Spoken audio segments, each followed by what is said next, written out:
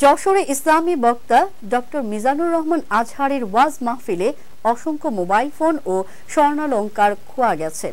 শুক্রবার রাতে শহরতলি পুলের হাটে আদ-দ্বীন সকিনা মেডিকেল কলেজ হাসপাতাল চত্বর ও আশপাশ এলাকায় এ ঘটনা ঘটে।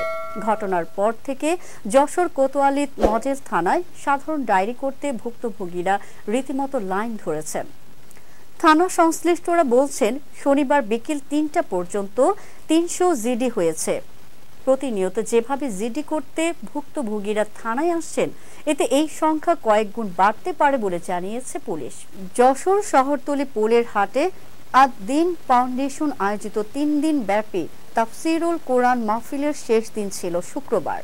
রাতে বয়ান করেন বিশিষ্ট ইসলামী বক্তা ডক্টর মিজানুর রহমান আজহারী। তার আসার খবরে ধর্মপ্রাণ মুসল্লিদের ঢল নামে সমগ্র মাহফিল এলাকায়। শুক্রবার সকাল থেকেই শীত উপেক্ষা করে মানুষ জমায়েত হতে শুরু করে। বিকেল থেকে মাহফিল স্থান ছাপিয়ে সড়ক, মহাসড়কে নারী, শিশু ও পুরুষের ঢল নামে।